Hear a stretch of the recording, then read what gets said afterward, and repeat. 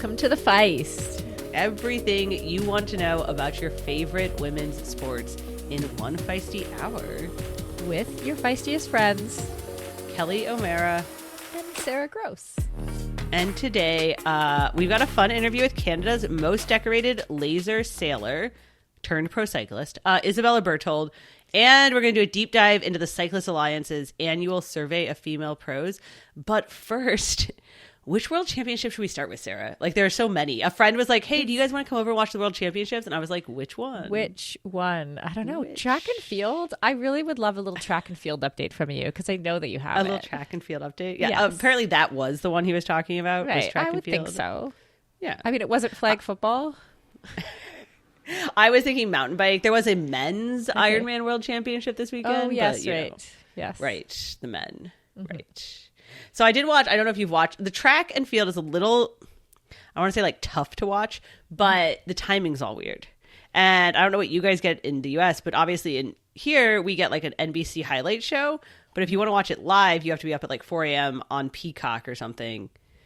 Right. So I was watching the highlight show because that's like, I'm as a dedicated a track fan as I am. Yes, That's I just, know. Well, I'm not watching heats of the 200 at like as much 5. as right at 5 o'clock in the morning. As much as you're a dedicated track fan, also at the Olympics, you were like, "This is not moving fast enough. They need to stuff it with more events in the hours." So I feel like the highlights probably suits you.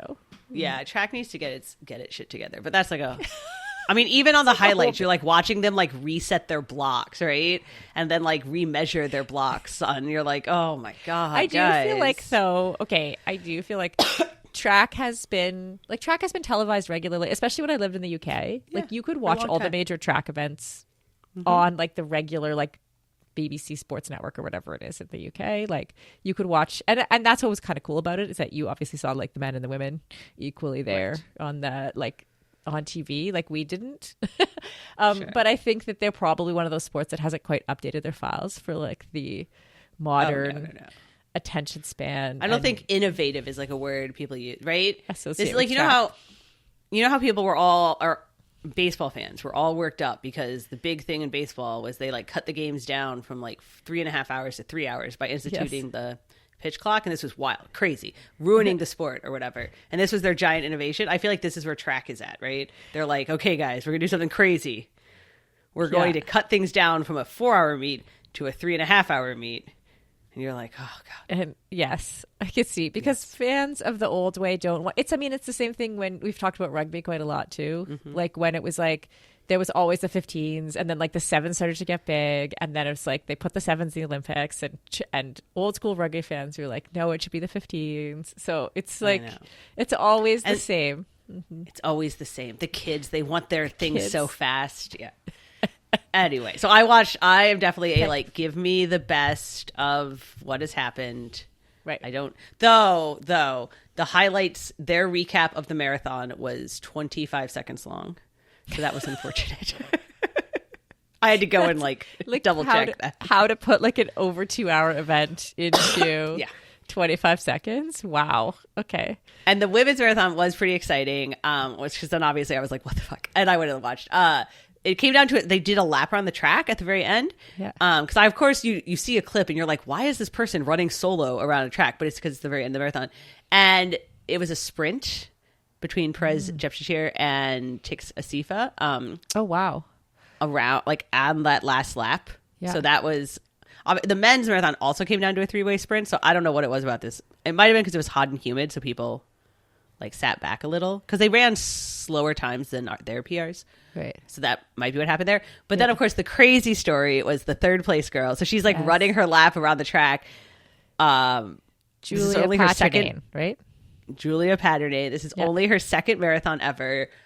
She was like the last one of the very last people to qualify because the way qualification worked was like after a number of people qualified on time, then they went to like rankings by country. So she got it in on one of the very last spots, and she thought she was like 6th or 7th coming that lap around the track because she didn't. You know, you lose apparently because everyone was yelling things in Japanese. She didn't know what place she was in. Right. Turns out she was in 3rd. So she like crosses the line and they're like, you're in 3rd. And she was like, what? Yes, I absolutely loved. You made it. So anyone who hasn't seen this, go to our Instagram, feisty_media, and watch the reel that Kelly made about this, because you can see her, and you could see, I just associated so strongly with her face as she was like coming across. She looks like destroyed, as you do after a good endurance event, right? And then she's like kind of confused, and then she comes to this realization, and suddenly she just puts, like, clearly someone's told her, three? And she's like three. She's holding three fingers up and confirming, probably because it was in Japanese, third. And she's like, wait, like 3? Yeah. And so, yeah, it's really fun to watch her disposition kind of change as she realizes that she's just got a bronze medal. And I think she like won over kind of all the fans who've been watching, because in her post race like press conference, she basically had to do a whole like they were like, who are you? What's your deal? And she had to be like, this is my story. Like, here's where I came from. And what was her story, Kelly? Her story, so she was born in Mexico, but her whole family's from Uruguay. And, like, she, like, you know, spent summers in Uruguay. She moved to England when she was 2. Like, she ran for Great Britain as, like, a junior. Yeah. And then switched allegiances over to Uruguay.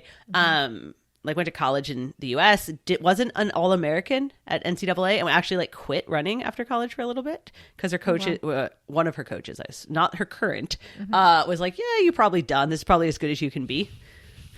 So... Oh, coaches, don't say things like that.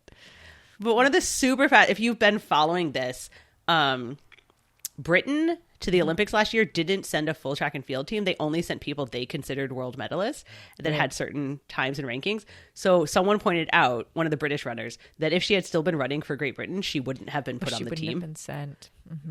Like, not because like Britain, because they would have chosen not to, like, they were not, they do not send that far down. Yeah. If there's anywhere, like, if we haven't learned one thing, like, if there's anywhere where you should send all of your people, it's in the endurance events. Because you don't know what's going to happen. You really don't know what's going to happen, and who's going to handle the climate better, or who's going to, you know, fuel themselves better or feel good in the days leading up. Like, it's, yeah. So I think that was kind of everyone's favorite moment of the meet so far. Just because it was, you know, you always like to see that. It was also Uruguay's first ever track and field world championship medal, like ever, man or woman. Wow. Yeah. So that was a pretty big deal in Uruguay. Yeah. No kidding. Yeah. Good for her. And the other big one has been the other end of the spectrum, the women's 100. Yeah. Finals. Melissa Jefferson Wooden won, who is the, like, she has been dominant all year. She's the American who's just been winning everything. A younger up, like, the next generation of Jamaican women was up there. But of course, the big story is Shelly-Ann Fraser-Pryce. It was her last race. She was 6th. Did you know her first world championship was back in 2009? Her first Olympics was 2008. Wow. She has like 15 world championship medals, 8 Olympic medals. That's crazy. That's a long career for a sprinter. Yeah. Right? And to stay, well, to, like, I mean, everybody gets injuries, but, you know, like, to continue to come back to health and sprint again and again. It's a lot. She's 38 now, too. Somebody was asking when I was watching how old she is. She's 38. Wow. And did you know she was actually the first Jamaican woman to win the 100 at the Olympics? Oh, wow. Yeah. I was like, I know. I was like, no, that must be one of those AI facts. Like, that must be wrong. Like, yeah. It's just like, did you see my face just now? I was like, no, that can't be right. No, Furrowed brow. Yeah. Because obviously now they're a powerhouse, but apparently, like, basically, if you track Jamaican powerhouseness, it's, I mean, of course, it's always been there, but, like, it's really taken over numbers wise in the last 20 years. So super interesting. And of course, everyone, even the people I was, like, watching with who were like, they were like, oh yeah, I saw that video of her racing the other parents at her son's school field day. Everybody saw that. Everybody has seen that video. Yeah, of course. It went viral once, and then a few months later, it went viral again. Yeah. It just keeps going viral every now and then. Yeah. I mean, deservedly, right? Yeah. So she, and I think she didn't get the send-off she wanted in Paris. She had, she ended up pulling out of the final. It was one of those, like, I don't know if people remember this. If you were in Paris, you remember there were some, like, security issues and people being stopped at gates. And she was one of the people who was, like, stopped and sent around and then kind of, like, missed her warm-up. And that made, and she never said that was why she, like, not at all. It's just that other people saw that she had gotten, and then she pulled out. I So I forgot think about she was that like- because we last year were talking about all the time, every day, talking about the French security and all the security. barriers, and It was then terrible. It was It was hard to get. chaos. It was hard to get around intentionally because then you don't have people like unwanted people wandering around the Right. stadium. But like, yeah, I can. It's having been there. It's totally easy to see how you could end up if you're in the wrong place. You can't get back. And that happened to a couple of the athletes at the track stadium. It was her and Sha'Carri it happened to. And this was just like people saw it happen. Like it was on video. Right. Anyway, I don't think she got the send off she wanted in Paris. So she wanted to do one last year World Championship. So. Yeah. So good for her. So that was good. So the the beginning 100, of the Jamaican powerhouses. the beginning of the Jamaican powerhouse is an done era. now. The beginning It's of an crazy. era is having her send off. Yeah. So the 100, the marathon, those are kind of the big ones so far. We've also, of course, had by the time people hear this a little bit more, we had the 10,000 with Beatrice Chabet and the field events. I feel like we always people don't pay attention to the field events, but Val Allman, if anyone, she was like third last World, and then second. Now she's first in the discus, and discus is crazy to watch. Mm-hmm. Like she's not that big for being able to throw that far. Mm-hmm. So, yeah, I do love the throwing. I love the hammer.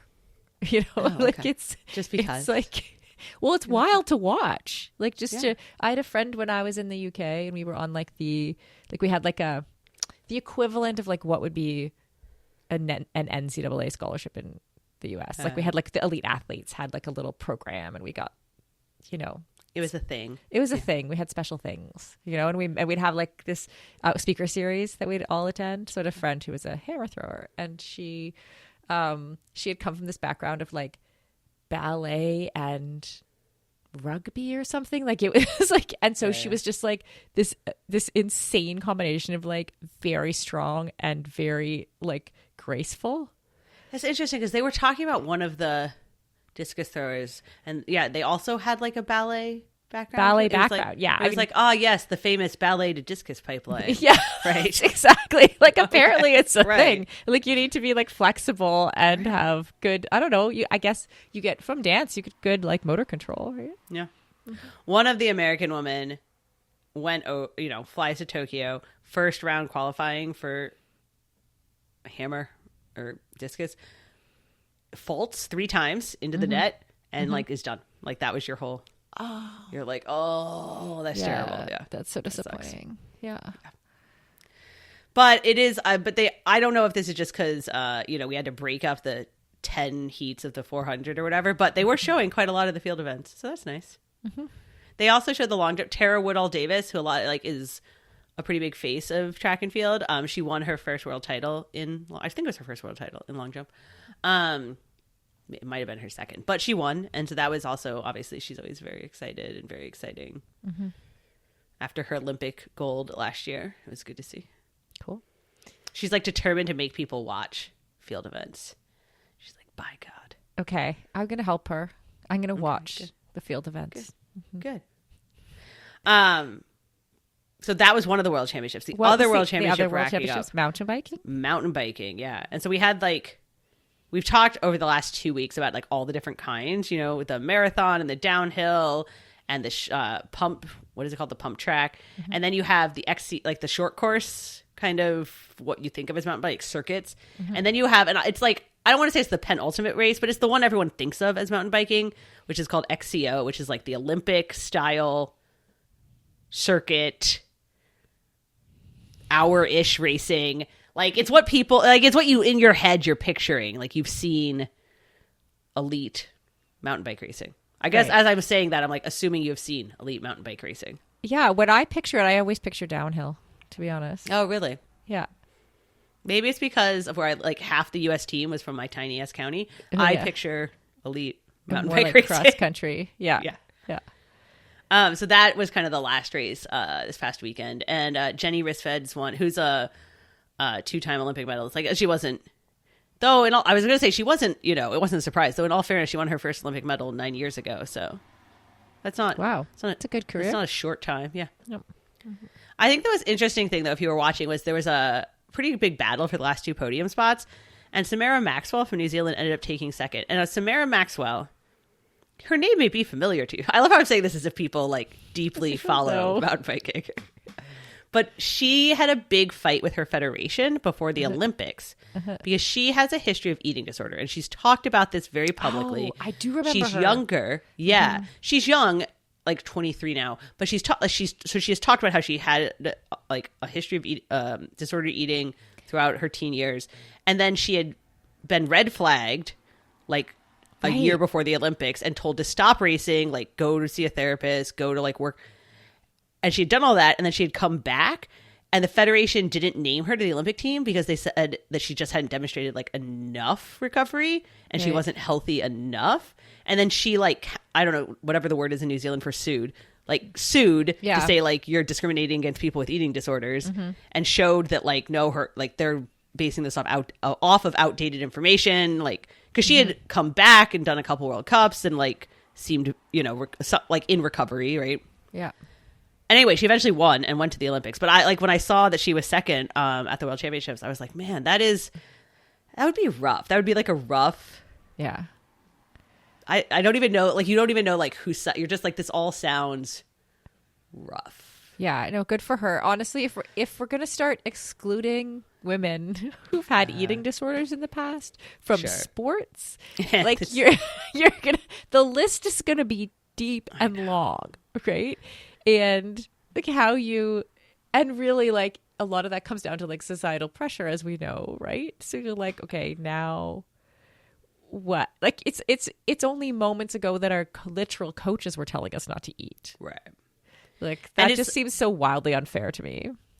It's like when you frame it like that, it's an interest because you could also frame it as a lot of groups and people have advocated for mandatory screenings for Reds and that they want like federations to put in place like, hey, if you have signs of low energy like catching it early and like putting you into like making sure you're eating enough and making sure you're getting like support and like, so climbing instituted that, the International Federation for Climbing instituted that a year ago. There's been a big debate in cycling, like road cycling, about whether or not they should institute mandatory screenings for relative energy deficiency in sport. Right. Well, you want your federation to support you, not exclude you from the team. Right. Right. But there is but in all those screenings, there is a point in every single one of those systems. There is, well, if they get this big a red flag, they can't compete anymore. Like, because it's not healthy for you to be competing if you are in that deep a hole, right? Like you shouldn't keep competing. So every single screening system out there that's been developed by the IOC, that's been developed by, has a point where you are not allowed to compete anymore. Yeah. They call it like an orange flag, red flag type, right? I'm not saying I'm not an expert in this. And there's a lot of debate on both sides. It's just like you do want people to be catching these things, but at the same time, you don't want them to be like penalizing. Of course. But it's a hard, hard thing to balance. I can see their point because then if you keep the pressures, because taking the pressure of competing off is part of recovery often if people are in a bad place, right? But then if somebody, I can see why that's super tricky. But if somebody wants to compete, and that's part, because it could also be part of like, I want to get healthy to compete. Sure. Do you know what I mean? It's not going to be the same for every athlete. So no. But she seems like, I mean, having no idea at all. She seems like she's doing well, and and she hopefully she's healthy. Yeah, I mean, hopefully she's healthy, she's happy, and she came in second. And then of course they're all hugged and collapsed because that's what you do. Yeah, and good for her for suing them and winning. Honestly, that's probably not the right term, suing, like whatever New Zealanders call suing. Whatever it was, yeah. So those were our big world championships this past weekend. And then, of course, America's Cup for flag football, which I'm only mentioning because we talked to the U.S. Flag football star, Maddie, a couple weeks ago, and she said, America's Cup, watch out. Oh, Mexico won again, though. Mexico, well, yes. I love that Mexico's like this powerhouse at flag football. There's something about that that's really like amazing. They actually beat Canada. It was Mexico-Canada in the final. Yeah. And then apparently it was like a massive storm and they had to stop the final in the middle. And they were just like, when like you call your like last point wins, like it was like that, or next point win. Like it was just like calling it. Shoot, really? Yeah. That's very unfortunate for a final. Yes. How did the US team do? They were in the semis. But yeah, I felt bad because they really wanted to win America. They were like ready to win. I was like, oh no. So nice. But apparently it is Mexico, Canada, the U.S. in flag football in the world. Those were those all the world champions? I mean, because we're not talking about the men, so that was all the world championships. Somebody did ask me why we didn't cover the men's Ironman World Championship last week, and I was like, well, because this is a women's sports show. So that would be weird. That's great. Yeah. That's a good question. Oh, wait, because it's a women's sports show. Okay, I did tell you a story because I've just been like sitting here smiling and nodding this whole time as Kelly's giving us like the complete update, which to be fair, I do most weeks, but often I've like actually watched some women's sports. But this past weekend, I spent at a music festival instead. And I like on the way here, I was walking to work and I was thinking, wouldn't it be helpful if there, in order to prepare for this podcast, there was like a women's sports podcast that covered, I literally thought this, that covered all women's sports. And you're like, weird. If only there was like a newsletter that came into your inbox every Wednesday morning. Yeah, that just told you all the updates in women, and not just like only basketball and mainstream sports and soccer, but like all of the sports. And then when things go through your head, it's like this is like half a second in my brain, right? When I'm like, I could listen to that podcast on the way there, and then I'd be ready for our podcast, and I wouldn't be so reliant on Kelly to give me all the women's sports updates. Like, and then I was like, oh wait. Anyway, so thank you for giving us the women's sports updates. Yeah. Oh man. All right. Well, that was the other thing I did watch. Maybe you watched some of this. Was the WNBA playoffs, because that is also happening. It's starting. It started. It's happening. It's all happening. What did you watch? Well, obviously the Valkyries is what I was going to say. There have been no upsets so far. Not really. I mean, there was like the 4-5 seed, the 5 seed one, but that's like not really enough seed. But because the Valkyries have to have a massive upset to make it out of the first round. Right. I don't think it's going to. You don't think it's they going to got kind of blown out, yeah. Right. I don't think it's going to happen. But, I mean, good for them. They set viewership records, didn't they? Oh, yeah. They had the highest average attendance, highest overall attendance, all that stuff. And after we talked last week about how I quite like the coach, she did win Coach of the Year. So there you go. Oh. I wasn't just like random about that. Apparently their goal is to win the title within the next 5 years. So. Okay. That seems, given their trajectory, it seems. I can't wait till recording the podcast next year once the Toronto Tempo launches. We can have a little rivalry going on. So for people who are asking, somebody was asking today, first round is best of 3. Second round is best of 5, so that's semis. And then the finals are best of 7. So it's actually going to 7 games this year for the first time, which obviously we have split feelings about because they've played more I mean, it's great. It's good. They've played more games than ever this year, so they are a little burned out. I will also argue that the NBA, like everyone wants more games. I actually think 3, 5, 7 is fantastic. The NBA finals go on for way too long. Or playoffs. What are the NBA? They're best of 7 from the first round, and that's just too many. It's like 7, 7, 7. It's too many. That's just ridiculous. Oh, wow. If you can't win in 3, like what the fuck are we doing? So that's my opinion. The WNBA is doing this correctly. It's got it just right. The 3, 5, 7. Yeah, I do like a 7-game final round though. Yeah. Oh yeah, I think for the finals that's good. Yeah, but we don't need to start that the very beginning now. So that's my WNBA update. I also feel like we got to do our regular Rugby World Cup update. Oh, we do. Canada's still in. Yay! They are playing on Friday. They're playing New Zealand. Okay. On Friday. And then England is playing France, which has got to be an ugly match, on Saturday. And then we're down to the finals. Finals. Okay. I know everybody, we were saying this whole time it's going to come down to Canada versus England, but it might actually. It could. Yeah. It could. We're hoping that it does, but you never know what's going to happen. Okay. I'm excited about this. I keep thinking about when we had Liv on the podcast. Yeah. So go back and listen to that if anyone hasn't. If you want to listen to one of the Canadian rugby players from the start of the tournament, the super long, because they have to recover tournament. Yeah, I did. Okay, so my partner used to play rugby, like right through high school into like until he was like in his late 20s, right? On a like a league that's like one down from like a semi-professional kind of league, right? In the UK too. So decent rugby. Rugby. And I asked him about this. I was like, what are they recovering from in the between? And then he'd be like, bruises? Like, and he's like, yeah. And then I was like trying to figure it out because I'm like, I've seen a lot of sports injuries. There's just some injuries, like a week is just not long enough.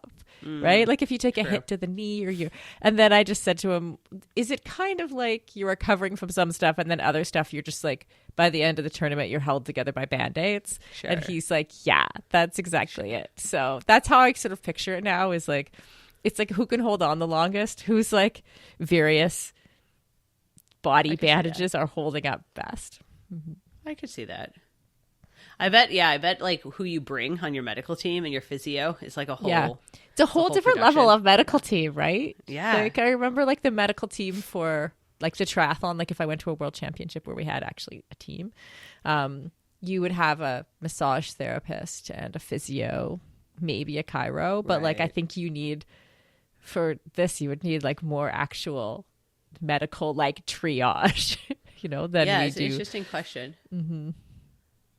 Well, now I'm thinking, so it's when I was at the Female Athlete Conference earlier this year, back in June, with Celine, who does our menopause podcast, because we were just kind of like wanting to learn about the latest updates.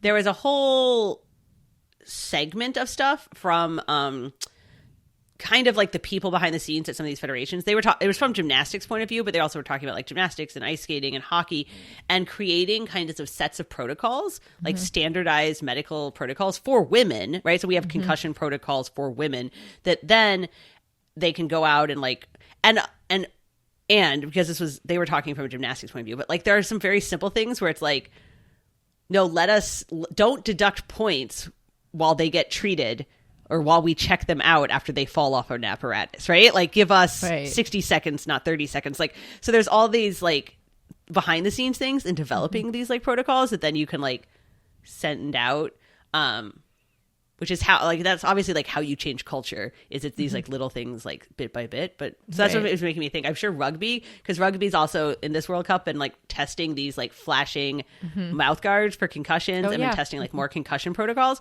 So I'm sure they've like been working kind of behind the scenes on these different like, how do we like what is the process? How do we check? What are the like? Are we going to like what do we do when we have a timeout for concussion? Whatever the word I'm looking for is, a concussion check, all that kind of thing. Yeah. Apparently rugby, also behind the scenes, when the Women's World Cup started, a few World Cups ago, they decided to stop differentiating between calling it the men's and the women's. It was just going to be the Rugby World Cup, right? Because they didn't want to, like, neither one's better than the other. Yeah. And then that obviously caused confusion. Right. But then they decided... Well, okay, we have to say. But then they implemented the rule that they were going to say men's Rugby World Cup and women's Rugby World Cup instead of just... So they, like, really thought about this. I was like, oh. Right. Yeah. I mean, because there's often, like, the MNBA, that people, like, on our Instagram like to tell us to do. But, like, they haven't actually implemented that, right? No. I love that. So I just think about all the things behind the scenes. Officially, the men's Rugby World Cup. It is officially the women's. Yeah, it's important. And they, like, put a lot language of is important to culture. Like I don't think we think about that enough in sports sometimes, but it's super important. Yeah. Sorry, I was about to tell you about a whole other thing I was thinking about this weekend with men's and women's, but because it was the men's Ironman World Championship, and like obviously we always make a point of saying it's the men's Ironman World Championship because the women's Ironman World Championship is in October this year. Yeah. And people are always with the whole debate about like whether there should be equal amounts of amateur men and equal amounts of amateur women because there's more men in the world who do triathlon. This is like this ongoing. Sarah and I will do another deep dive someday. We've done it many times. But as I was trying to explain to them why this whole discussion is just sort of stupid, I was thinking about if you had started back in the day with like the 1,000 best men and the 1,000 best women, and that's just is what it is. And then today somebody was like, well, there's more men, so we're going to take some spots away from the women. Yeah. You'd be like, what? That doesn't make any sense. Well, so it's all because of like how we started. Yes. That now you're having to like explain. Yeah. Yes. There are other sports that started just with like, okay, we're going to have an equal number of men and women because that makes sense. right? So I it would just be was weird picturing to if be you like, now we're went to taking away them. some women. Right. Yeah. If you went to them now and were like, well, we're going to have this whole algorithm and it's going to like where we compare them. And then people would be like, what are you talking about? We just talk about track, right? So like right now running is like, there's more in a lot of running races, especially in the US, there's more women than men, right? These days, so if you went like, oh, well, in the 5,000 meter, there's more women who run the 5K generally. So we're going to have more women and less men in the 5,000 meter final at the World Championship. Like, it makes no sense at all. It just sounds weird and outrageous. And that's exactly what they do in Ironman. But I was just thinking of that in terms of how if you start from one end and you go the other direction versus it's all about where you started from. So this was my random thought. Well, we know this. We know. Oh this. Gosh, now I'm going like way down a rabbit hole. Okay, I'm going to say this thought and then maybe we can move on. But like, well, this was the problem at dinner, Sarah. Somebody asked about this, and I was like, oh no, how much do you want to know? Right. That's always my question. It's like, oh, don't get me started on Ironman. But like when there are always in any like climate of change or progress, right? There's always people who don't like change, just full stop, right? And for whom the old rules make total sense. Right? That shot clock in baseball was wild, crazy, insane. How could we change it? Right. Yeah. So, that I don't remember where we started this, but that was what I was thinking this weekend. In the running updates, though, we do need to update something else we talked about a couple weeks ago. When we were talking about UTMB, which I believe was 2 weeks ago now, we'd mentioned Joylene Chepgenno, who was the first Kenyan to win one of the finals. She won OCC. She popped a doping positive.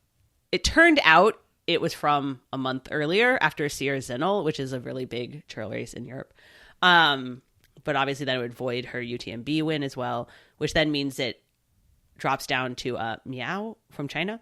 Miao. It's very unfortunate.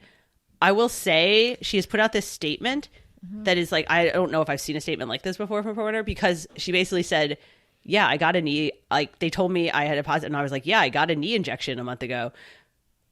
Like, she didn't know. You know what I'm saying? She's like, oh yeah, I got a knee injection. Like, that's what that is. And they were like, that's not you. That's banned. And she basically apparently, because like, she has talked. Yeah, that's what I'm saying. She was just like, oh yeah, I did that. And she should have got a TUE, or could she have got? Yeah, she could have gotten a TUE. Therapeutic but use she exemption? Yes. And so it sounds like she just didn't know, literally, that it was banned. And then she's talked a lot, like before this, even like in previous years, about how like this is how she makes money for her kid. Like, she's a single mom. This is how she like, and that she was just like, and that there's not a lot of resources, kind of, or at least the resources are distorted in Kenya. And so she just was like, well, I went and got this shot because my knee was really messed up and I needed to run, and the doctor said it was fine, and you're like, oh, the doctors never know. Yeah. Oh, that's heartbreaking. I mean, that's so much better than, because there's been quite a lot of African and like, granted, that have tested positive. Her coach seems like he may be sketchy, but I don't even think he knew she was hurt. I don't think she was telling him she was hurt because she didn't want to be pulled, because she wanted to make the money. Like, there is definitely a whole system of like abuse and exploitation that happens with agents and coaches. Yeah. But I think like this was just like really unfortunate, where she just like didn't have the resources to that saddens me. And she needed to run. How long? And of course she could be lying. I'm not saying she couldn't be lying. Of course, I'm sure. You never know. I'm just saying it lines up with other things. Well, whether it's true. Yeah, whether it's true or not, it's a better excuse than a burrito. Yeah. And a better excuse than I had sex with my boyfriend and he took something. Right. And usually those things come out like a year later after they fought it in court. She basically literally was just like, oh yeah, I did that. Is that not allowed? Which is why we've heard about it so quickly here, like a month after it happened. But that is really unfortunate. It's a 2-year ban now, dated back to the start of August. I hope she's able to get like support, basically, and like some better information. And yeah, it sucks. It just sort of sucks in general, because it was also the feel good story of UTMB. Yeah, that's sad. And I also feel it's also sad for like the person who came second, who really should have had who like kind of misses out on their celebration too. We often don't think about that, but like when you're in those real. Like, I've known athletes before who get bumped up from second to first, and you're like, oh, I should have had a gold medal ceremony at the Olympics or a bronze medal ceremony or whatever. Right. And then they're like, I didn't get to. So it's sad. And it's for her as usually you well. can quantify like how much money you lost often in the Olympics. Like if you get bumped up 6-7 years later, you lost a lot of money. Yeah. Absolutely. So all right, we have a fun interview today. It's just like I just thought she was fun to talk to. Isabella Bertold is Canada's most decorated laser sailor. Which, if you don't know what laser sailing is, that is the first question I asked her. So hang on. And then she turned pro cyclist. I just thought it was like a very interesting to chat with her, Sarah. Isabella Bertold, Canada's most decorated laser sailor and a 2-time World Cup medalist. Is that right? Yes, that is correct. Yeah. All right. So laser sailing, I have seen people sail because I live outside San Francisco, but I feel like a lot of our listeners might think sailing and think, big boats, not like the fast, super speedy ones. Can you paint a picture of what laser sailing is for us? Like how athletic it is?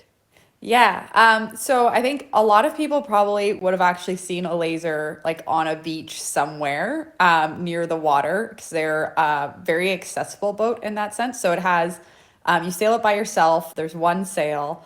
But what makes it super physical is it really is like you are counteracting all of the forces of the wind, the waves, and basically the more force you can put into the boat, the faster you're going to go.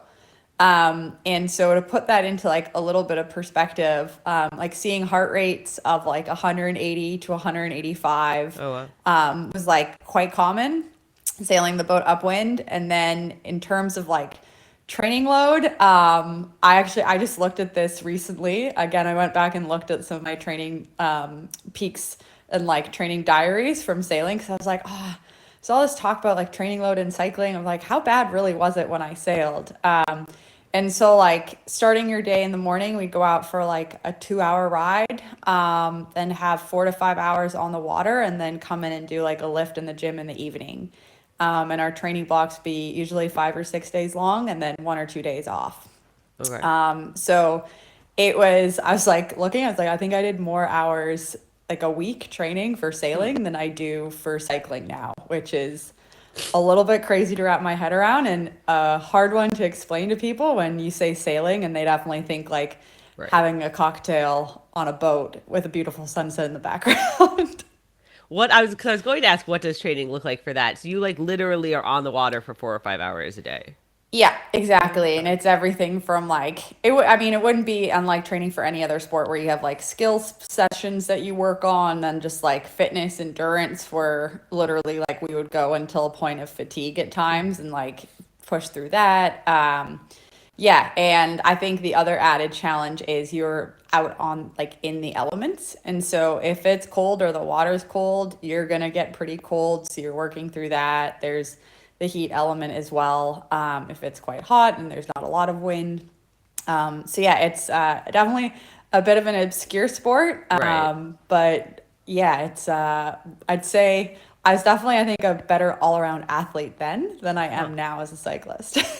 I was going to ask, it is a little obscure. How does one even get into that? Like, how does one, I can see how people, like, they see baseball, they see soccer, they see someone biking. How does someone say, like, you know what I want to try? Laser sailing. Yeah, so this is not unique to me at all. But basically I was 5. My mom needed an all-day summer camp. Sailing camp off a beach happens to be really cheap. It's all day and they provide lunch. That was like actually included by parents as like a selling feature. So it was totally random. Like nobody in my family sails. No one has done any water sports in my family previously. It was just like an activity to get signed up. And I did a whole bunch of different sports as a kid. And then when I qualified for the national team when I was 13, my mom was like, great, this sport seems to like give you some funding now. So let's focus a little bit more on that. And that sort of just is what drew me into it a little bit more. Oh, okay.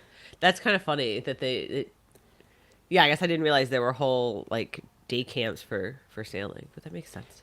Yeah, it's just like, yeah. And I mean, as a kid, I have such great memories, like playing games afterwards on the beach, running around in sand. Like it was a blast. But yeah, not at all like I want to sail. I actually, when my mom told me, I was like, really? Like sailing camp? Come on, there's got to be something else that you could have put me in. Like I didn't want to go, but then completely fell in love with it. So you work now on like a next gen program, right? Like getting more kids into the sport. Yeah, so it's just it's like a personal like fundraising initiative that I have. And specifically sailing is like a quite expensive sport Right. at the Olympic level, and just because it's not as well known in North America, it's hard for athletes to get sponsors. So I try and actually work with athletes on the mentorship side and then also help connect them with like high net worth individuals that have an interest and actually help them sort of fulfill that funding piece of their program as well. I was gonna say how. I mean, short of like, oh, your mom having to sign you up for summer camp. How do like, how do most kids get into it? What are the barriers? I have to imagine it's a pretty barrier intensive sport, and that it's hard to get like a diversity, new generation, all that kind of thing. Yeah, I think you definitely have the two sides. Like you have people that just get signed up for summer camp, their families don't really know what they're getting into. And then you do have sort of, I'm going to say like more traditional, stereotypical sailing side of like families that have done it for Okay. years. They're members of yacht clubs. And I think this is definitely where North America differs to Europe. Really? In Europe, it's still, I'm going to say, like a much more accessible sport, and like training centers stay on beaches. Whereas in North America, once you progress through the sport, you usually end up having to actually join like a yacht club because that's where the high performance programs Huh. are. Costs start to go up, and just like the need for like equipment and and travel as well and all of that, it does add up quite quickly. But I definitely think there's a lot of awareness around that at the Olympic side. And so people work quite hard to keep costs down, and like clubs will actually like cover some of it, and like it's all sort of part of that. And I think so you definitely you have, I'd say there's a big focus on increased diversity still. Right. And but there's progress being made. But definitely like when I first started on the race team, when I moved over to it from the beach club, I was one of two girls on the dock. And so like I mean, I look back on it and I think it made me a better athlete because I was always racing against boys. But in terms of like keeping girls in the sport, that's a big challenge still, that sailing has, and it's something that I'm actively trying to still address and help, but it definitely exists. Yeah. I think it was the person who emailed me about your story. They told me that Sterling's starting a review of inclusion in the sport, like kind of a very comprehensive overview. Yeah, there was one done, I think it's like 6 years old now. And people were like, it's kind of time to see like have have the initiatives that got put into place actually like delivered results. And then also I think there's a lot more looking at the broader sailing community now. Because when you sort of leave the Olympic side, there is the sort of the big boat side of sailing, Right. but that's more the tradition, like I'm gonna say the traditional professional side. And then you also have all of the like new innovative boats. Like people may have come across Sail GP, Hmm. and so there are these like basically flying boats that are going 100K an hour. The America's Cup is quite innovative as well. So you also have a lot of careers in STEM actually, and sort of also looking at like how do we get more women actually into those roles and progress them into those roles as well. So yeah, there's a new survey that was finally launched a few weeks ago, and so it'll be really exciting to see Just yeah. what Okay. data comes out of that. Now I want you to like tell me what all these different boats are. Okay, so there's the Olympic stuff, like you were kind of explaining. I've seen America's Cup, and you're saying Yeah. that's different. So what are the different kind of like levels in sailing? Oh man, Oh man. this is actually like a hard one to answer. So you have like the Olympic classes, Hmm. which is largely amateur. Like I think like any sport, there's gonna be some countries that do a better job of finding Okay. sponsorship and fundraising for their athletes, and so you're gonna have better funded or not so well funded programs on the Olympic side, but it's amateur, so there's no prize money. None of that exists in those boats. And then you move outside of that, and the boats essentially get bigger and there's bigger crews involved. Oh, And okay. it's everything. There's so many different boat classes, but a lot of it usually is driven by an individual who wants to race. They're usually quite a high net worth individual, and they'll actually hire sailors to come race with them. So that's sort of like those are still, I'm going to call the slow boats, the traditional sailing boats. And then you have on the like more of the America's Cup and Sail GP side, they're called foiling boats. And so basically it's like they're flying over the water is the easiest way of putting it. And they're quite high speed, very technical. There's a lot of computer systems involved. And so like in comparison on the physicality side, I did the Women's America's Cup last year. I don't think my heart rate ever went above 90. And really? I wish I spent a lot more time playing video games because it was like, it felt like I was playing a video game while sailing this boat rather than sailing. Like helmet on, goggles, headsets for communications, buttons that you're pushing to do things. It's basically a whole nother sport that's started and developed out of that. And but America's Cup's pretty old, so it couldn't have always been computers, right? No, this is all just actually. I think it all sort of really kicked off in when San Francisco hosted Right, the I remember America's that Cup. year. Yeah, because like I live here. Yeah, like the boats accidentally started to fly, and then they realized that this was actually a possibility, and that just completely transformed the trajectory. And they brought in a whole bunch of very smart people that figured it all out. And so now it's like systems driven, and there's like AI logic in the background helping to fly the boats. It's a whole nother world now.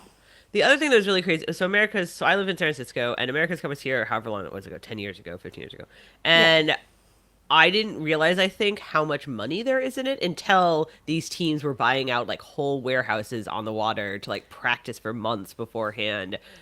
It's like actually a giant industry, right? It's massive. Like the budgets. And to put it into perspective, a revolutionary cost cap has been put in for the next America's Cup, which is about a 1.5 year long cycle of $70 million. Okay, and that's a massive cost cut from the last America's Cup, which was a big cost cut from the previous America's Cup. The budgets of like the America's Cup teams are absolutely insane. And it always makes me laugh from like, there's no prize money. So right, you're I was gonna say, like, you're racing for bragging rights. Yeah, what is the like? I still don't quite understand how that makes sense. Like, how did they afford 70 million a year? Like, what is the end game here? It's a bit of a mystery to me. It really is a bit of a mystery where I'm like bragging rights. And I guess you can make a case for like sponsorship, value of TV time, and all of that for sure. But it's a pretty crazy world. All right. So you did the women's 2022-23 or whatever, right? Or 23, 24? Last year, 2024. And it was the first time ever that the women had their own America's Cup. So it's a huge step on that. And then really exciting for the next America's Cup. There's actually, I have a love-hate relationship with quotas, but in this case, it's needed. So there is a rule that there needs to be a female on each America's Cup team, like the big men's teams now. Okay.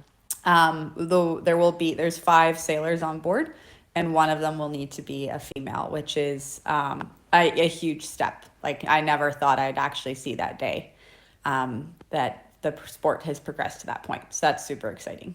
And they're still going to also do a women's one. Yes, there's also still a women's, and there's also a youth event as well, just to sort of help develop that talent pipeline.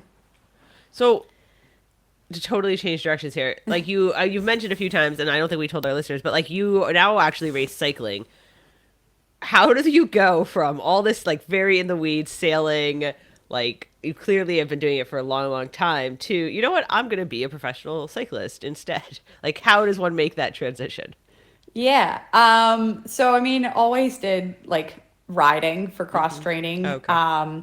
And loved riding a bike. And I think by fluke a little bit, a physiologist we had that was working with sailing, also worked with track cycling in Canada. And so we did some bike testing, and he at one point was like, have you ever thought of track cycling to me after I did some testing? And I was like, Nope, can't say it's ever crossed my mind. Or bike racing, didn't really know anything about it. But this is one where I was like, you know what? I'm going to sign up and do a fondo and just see like what it's like to even ride with this many other people. And I instantly was one of those people guilty that was like racing a fondo just because I couldn't help myself. But completely fell in love with it. And a couple months later, signed up for like a women's learn to race clinic, which I always say, I'm like, if you really want to find out if somebody's going to love bike racing, do a learn to race clinic through the winter in the Pacific Northwest, where I'm pretty sure I remember it snowing on one of our rides that we did. I gotta say, I will always maintain the Pacific Northwest for riding in the winter is like the worst. It's like worse in places that have heavier snow because you're like, oh, it'll be fine. I can ride through this. And then it's terrible. It's terrible. It's like just okay enough that you leave. And then you're like, this is not, what am I doing out here? Exactly. And you do it again the next day. Yes. But then sort of signed up for my first just like Cat 4 race that spring. Mm-hmm. And yeah, I got absolutely hooked. I did end up trying track cycling and I hated it. I think I was like, I like being outside. Like I always have. And so not having that outside time, I was like, I'd rather go ride a road bike up a climb or something like that. And it was kind of funny of like, I think just the timing of like, injuries, sickness, other challenges in sailing, this other opportunity kept opening up. And I was like, you know what, this is what is getting me excited. And so at that point I started actually doing both. And so I had a couple of seasons where I was racing on the road, just in North America and also still competing in sailing. And then it was like, no, you know, I think I'm completely done with sailing and I just want to focus on road bike racing now.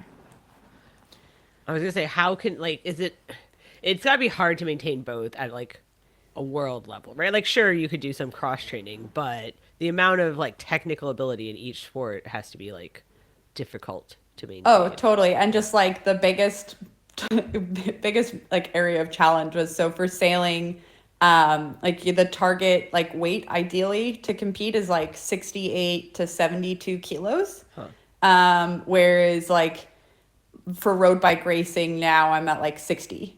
And so trying to just even balance those two things was quite a challenge. And like, I still laugh and say like, I have a massive upper body compared to most cyclists when I'm lined up next to them. But it was like, even like I was doing like bicep curls, pull-ups, dumbbell rows while still bike racing, and people were like, what are you doing? This is not useful muscle. And I'm like, well, I do this other sport, sailing, where it's really useful. And I'm trying to think now if any pro cyclist can do a pull-up. Probably not. So so balancing both was definitely it was short-lived for sure. There's decline on both sides, so it was time to just like focus on one over the other. Once you're like, okay, I want to focus on cycling again, it's not easy to just be like, I want to be a pro cyclist, right? You have to like find a team, you have to get signed, you have to like, there's a whole process, right? How long did it kind of take you to get to like a UCI team? Yeah, that's it. Like it all, I think, progressed just really naturally. And I think one of the things that maybe is a little bit unique for somebody that just gets into the sport, but like one of my favorite parts of road bike racing is the team aspect. And like being able to race as a team and support a team leader. And that's something coming from a solo sport where it's always like results were focused on you. It took, I had felt like I had no pressure road bike racing. I absolutely love just like going and having like a team job and executing that team job for a bigger role. And so I feel like that sort of helped me move through teams and progress up a little bit, as opposed to like trying to go and get a result for myself. Right. And yeah, I think otherwise I'd say like a lot of the like hard things that you learn in sport around like recovery, nutrition, the mental side of sport, goal setting, I already had all of that I brought with me from sailing. And so it was more like learning how to like actually corner properly or descend, that kind of thing. Descend, and like even like how to pin your numbers properly for road bike race, and when do you show up, and all of that stuff. So it was like I was learning that stuff and like on a really steep learning curve, but it all just sort of like I think flowed and progressed. And definitely it's like every race I do, I learn something new that teammates are like, how did you not know this? And like, well, what's like the most recent thing that you've learned new? How did you not know? like absolute most recent. I was gonna say, I was like, even just like what brake to pull on first when you're descending in a pack, like fully guilty. I'd pull on my rear brake before my front brake and like mess up like little things like that. And like it was a big bike skill win for me of like being able to ride with no hands properly and actually like steer around the corner without it. Whereas like the weather could be so bad and I would never race with a rain jacket or a vest in fear of having to take it off or like zip it back up because like do not have those bike skills. It's still a work in progress. So things like that. What things have you ended up being best at in cycling coming from sailing? Like, I'm actually curious. I can't even guess. Yeah. So I was like, I feel like this could bring us into like a current conversation too, but I hope it doesn't. I think when I first came into the sport, like I naturally have like a pretty big diesel engine. And just because I had like a bigger upper body, people were like, you're going to be really good at time trialing. Like it was like a box that I was put in. And I could see that. So it definitely helped on like the team role aspects or like riding in breaks and being on the front and things like that. But I've definitely I've developed into much more of a climber, which is sort of an interesting one. Again, like people see a body, make an assumption, and sort of put you in a box. And like time trialing is probably the thing I'm worst at. Really? Yeah, it's like something that I like always have to work on so it doesn't hurt me too much in races. And yeah, so I think it's just an interesting progression that I didn't really expect that would be something that ends up being a strength of mine. But yeah, I think it's surprised other people as well. And then, I think what you're inferring or implying here is that like people were like, oh, you're too big to be a good climber. And that's turned out to like not be the case at all, right? Yeah. And then I think the other part is like, I'm quite good at getting into breaks. And I think that's a little bit like in sailing, you're always tactically thinking about like what's going to happen next. And you're trying to see how situations are going to play out. And so it's hard for me to not have my brain think like that. So I have quite good like race sense as well. So I think that's another thing that's definitely helped me in the sport.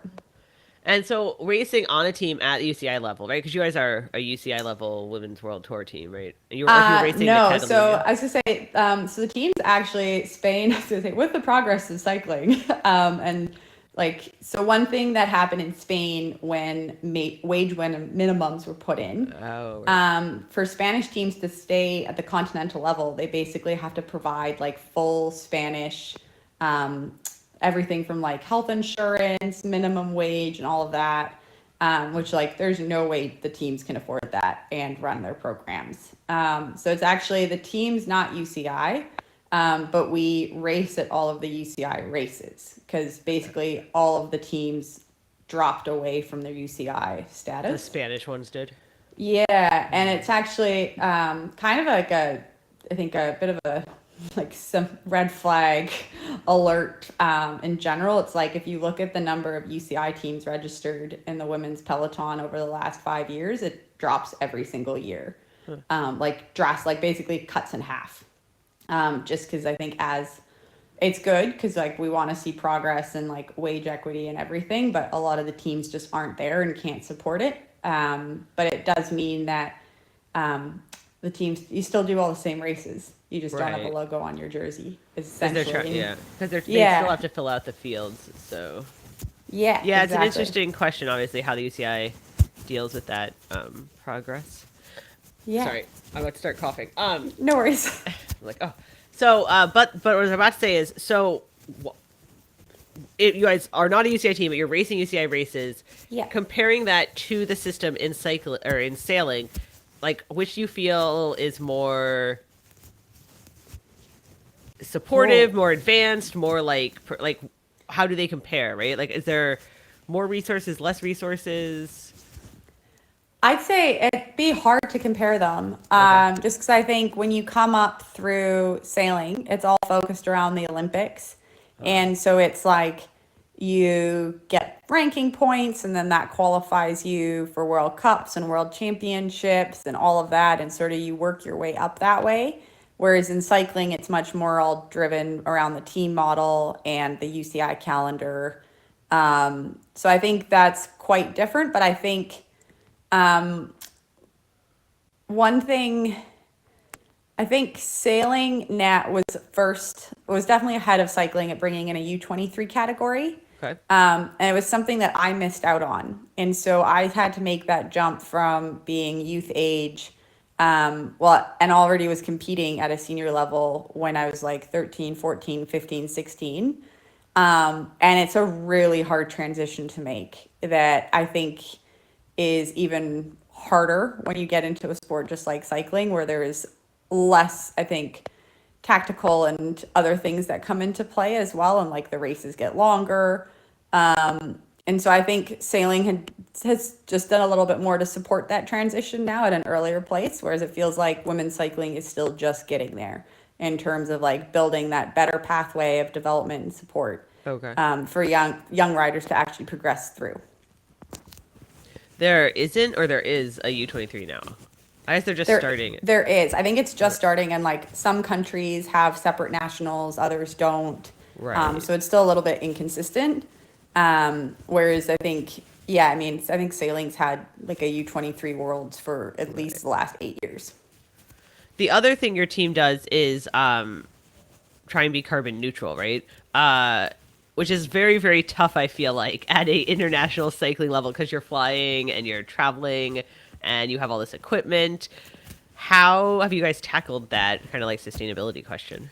Yeah. So it's not the team that I'm on currently or raced with last year, this previous team. Oh. But I definitely can speak to it because it's something that I'm personally very passionate about still.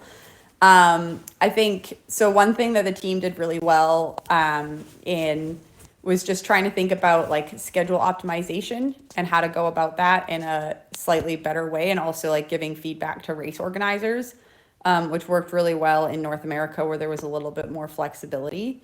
But ultimately, when it got to like getting to Europe and racing at the UCI level there, it's really hard. And it's something I personally really struggle with it still as an athlete now, even living in Spain. Like the number of times I've looked to try and take a train to get to a race, and it's like, it's just not possible. Like I actually can't get to where I need to go by train. Or you end up looking and you're like, well, I can fly and it's going to take me an hour, or it's going to take me 13 hours on a train, and I need to go and race at my best.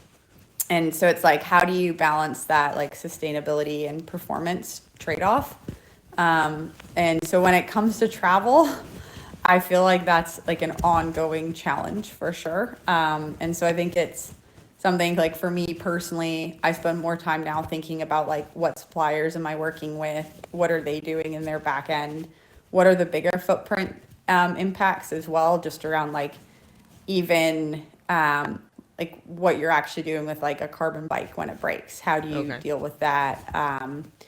And I think the other part is like training camps and things like that. That's definitely an area where I try my best to minimize my footprint to the best of possibilities. So it's like, can I actually drive somewhere and set up, and how am I setting myself up? And I've become one of those people that will definitely research, like if I'm in a hotel, like do they have sustainability initiatives? Do they not? Can I like, what am I doing basically to minimize my footprint even within like a UCI race environment? I'll look up the hotel in advance and just like see like what do they have, what do they not have? And yeah, it's definitely, it's hard as an athlete though, if you want to cut out that travel, because so much of it is out of your control. Yeah, I think even like amateur athletes struggle with this. You know, if they want to fly and do the New York Marathon, like you can't. There's no other way to get to New York from Europe, right? I mean, there is, but take a really long time. Yeah. So, yeah. Kind of working on this over the years, do you have any tips for our listeners? A lot of who are like runners, cyclists, like, and they care about sustainability, but it's also like tough to incorporate. Yeah. I think like if you're in hotels, I'd say like a lot of hotels are making it easier for us now, and like you don't have like the little hotel bottles of shampoo and body soap and things like that. Like the hotels have actually changed that themselves, and that's like big pump bottles. But that's an area like I always have like my own travel kit there. I bring a reusable cup everywhere I go. It like travels with me just like in my race kit. My own like coffee making setup as well, in part because I'm a bit of a coffee snob and like good coffee in the morning when I race. But also like it does like not using like paper or plastic cups that the hotels give you. I'm also that person that definitely hangs their towels back up and puts the like do not disturb sign on to make sure I'm not getting like unnecessary swaps of things like that. And then there's definitely like you can in the US, I'd say it's actually quite a fun little project to go if you have choices between what hotel to stay. A lot of them will share like where their energy is coming from now, or are they doing things to reduce their footprint. And so like I've found quite a few hotels that have like solar panels on their roofs and they're actually using that. Or if you eat in the restaurant, the vegetables are grown in a garden that they have on their deck, things like that. And that stuff does actually fully add up. And I'm gonna thinking like more like the not recreational, but just like the athlete that can control a little bit more, like picking your rental car so that if there's an electric vehicle, you're picking that, or you're taking like the Uber that's the electric vehicle that shrinks all of that side down. But I'd say the bigger one is as an athlete, like knowing what products you're using and what those companies are doing in the back end as well. And like I've had really interesting conversations just by reaching out to sustainability managers on LinkedIn even and being like, hey, like read your report, curious if you can share more about how you're changing your production setup. Like what does that look like? What's actually happening? What's the plan? Sure. And that, I think when you think of like the bigger scale, if enough people start asking the questions, then more companies are going to sort of switch over and put a little bit more emphasis on their sustainability practices as well. Whereas if nobody asks, then they're just going to keep focusing on making the best products. Or the most money, whichever, yeah. Yeah. Well, all right. What is obviously we've talked about so many things you've done. What is next for you on your schedule? Yeah. I've got like a little bit of a training block right now, which is really nice. I had such a heavy race block basically from middle of April straight through to middle of July. I was like quite fried and I was like, I need a mid-season break. Right. So building back up, but my race calendar kicks off again at the end of August. So coming up in a couple weeks. And I basically race straight through to middle of October. So that will, everything. Where am I going? France, Italy, Canada. Oh. What Spain. races are those? So my first race coming up it's called Kreuzbrei. It's just like a 1 day up in Brittany in France, women's UCI race. It's like a stage race in Italy. There's no shortage of races, which is great. You can always want more, but there is actually quite a few. Awesome. Well, thank you so much for chatting with us. Seems like there's just so many more things we could ask, but it's been fascinating, like all the cycling and sailing and everything together. Yeah, thanks for having me on. Okay, Kelly, I have to tell you that I was so excited to have a laser sailor. I never get to talk about my little laser sailing background. But okay. Yeah, so I was like, oh, I love this. Love this. And this is like very like condensed to like 3 years of my life. But I also learned to sail at a summer camp. Oh, really? Yeah. So I was relating hard to what Isabella was saying. And it wasn't just a sailing summer camp, but I ended up being like, I got all these like sailing, you get like, level 1, level 2, level 3. And then when I went back as a counselor. You went back as a counselor? I went back as a counselor. Yes, but I didn't go to teach people how to sail. I was like, I thought I was going to be teaching like kayaking or windsurfing or swimming. Right. And then they were like, well, we don't have a sailing teacher. And I was like, I don't have a sailing teaching qualification. So they flew someone in. I was like 17 or something. Nice. They flew someone in to like crash course me on like laser teaching sailing instructors levels. And I got to teach kids to sail all summer, which was like to me, that was like the most fun summer ever. But like the thing I think that, and Isabella said this a little bit, but like that folks would understand, like if you're a very like physical person, like you like sports like cycling, I'm not surprised she became a cyclist, right? Or running, or things that are just like, you know, less like you think of sailing as a skill sport, but when you're like learning and you're out there, it's so by yourself in this boat and you get going really fast. You have to control everything. Like you're controlling the rudder and the main sheet. And you can do things like you have to like lean your entire body weight across the boat. Like it's so physically demanding, right? And then the thing that I used to love about, like I didn't race, so I don't know what it's like to go at hyper speeds. I don't know what it's like to I don't know any of that, but like when you're like, you know, when you capsize, for example, like you just like, you literally, the boat starts to go over, you like jump out of the boat onto the rudder, right? Nice. And then you kind of like push it, you're standing on it, and the boat's kind of going sideways. And then you push down and you like jump back into the boat. Like it's not like big boat sailing where that's just not happening. Like when if you capsize, it's a whole thing. This is like you can just like right the boat again and keep going. Like just little things like that. Interesting. It's very, very fun if anyone ever has the opportunity. And the boats are like, you can go and take a lesson at your local sailing club and you your local sailing club. That's the thing. If everybody has. This is like me being like, oh, you've probably heard these people. No. Sorry to all you landlocked folks. But when I was like growing up in Chicago, I just went down to my local sailing club. You have lakes in Chicago, like not in the part I grew up in, but yes, I'm sure there was a yacht club somewhere. Right, but it's like it's slightly more accessible than what we think about sailing too. Right? Interesting. Yeah, I will say because, like I mentioned, talking to her, my kind of hyper awareness is like the Bay in San Francisco is a very hot spot for high end sailing. Like you see that shit is not accessible. Yeah. And that's even me with my little laser wet experience. I don't know. I wouldn't know what to do on one of those boats. And you see them out. I was telling you there's something going on this weekend because we saw all these boats that looked too similar going too fast. And like back when America's Cup was here and people moved into like the warehouses on the piers for a year to win all the money. It's wild. It's like it's a whole different thing. Yeah, I also had a period of time when I was in my 20s where I read all of the sailing books, like like the first woman to win that around one of the around the world races, like her book, Ellen MacArthur. And then Dee Kafari and I used to do a podcast together, and she was the first woman to sail around the world like backwards, like counter to the way that you usually, because typically you go around the world in one direction. I don't know which direction it is, but you go one direction that's like easier for some reason because of like winds and tides and stuff. And so she went the opposite way by herself.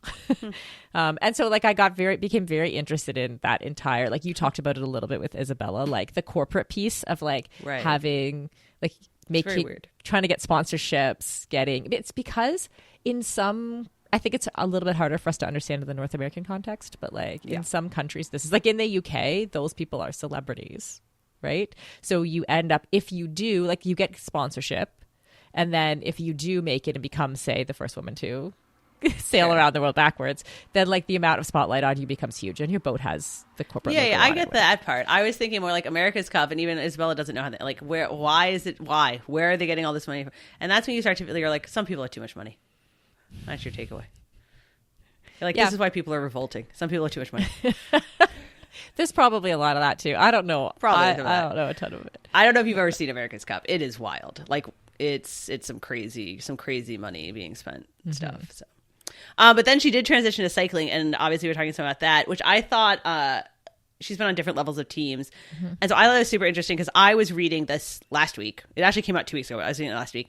The Cyclist Alliance, which is the union for pro female cyclists, because there is a cyclist like union. That's not what it's called, for the male cyclists. And at first the UCI was like, women, why can't you just be part of this? But then they just like kept not representing the women.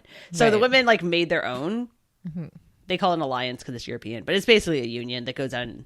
And one of the things they do is they do a survey every year of all the pro riders, and they've been doing it for 7 or 8 years now, so you can see kind of like how things have. And it's super interesting because 7 or 8 years ago it was only like 18% of the riders could like make a living from cycling, right? And like all of them now it's like 54%, so it's like clearly getting better. And like and this was reflected in last year's survey too. It's like clear, but the now that women's cycling actually has tiers where we have like World Tour, Pro Tour in the middle, and then Continental, the gap is widening because it used to kind of be things sort of sucked for everybody. But now they're like actually pretty okay for like Demi Vollering and Lottie Kopecky, right? But then the Continental teams, the number of people or the percent that need a second job has gone up, and the percent making less than 20K has gone up, which one could see as either good or bad because it's like it could be a development pipeline. Yeah. But it's definitely getting bigger. I think we're seeing this across women's sports, that as the top of the sport gets bigger, of course, it takes a moment, right, to fill in the pipeline too, right? Because you also need more money into those programs, into like developing people into the sport to get to the top level. And this doesn't all happen at once. No. Right? I talked to a group earlier in the year who were trying to create the first women's cycling pro team in Canada. They were a continental. Is that what we call it? Yeah. Continental yeah, it's team? like it's like it's like domestic. You know what I mean? Like U.S., Canadian. Right. And it was amazing. So I asked them like how much it would cost to be like, they were looking for like a sponsor or sponsors to pay for all the riders' salaries, which I think was like 6 people, and a coach's salary.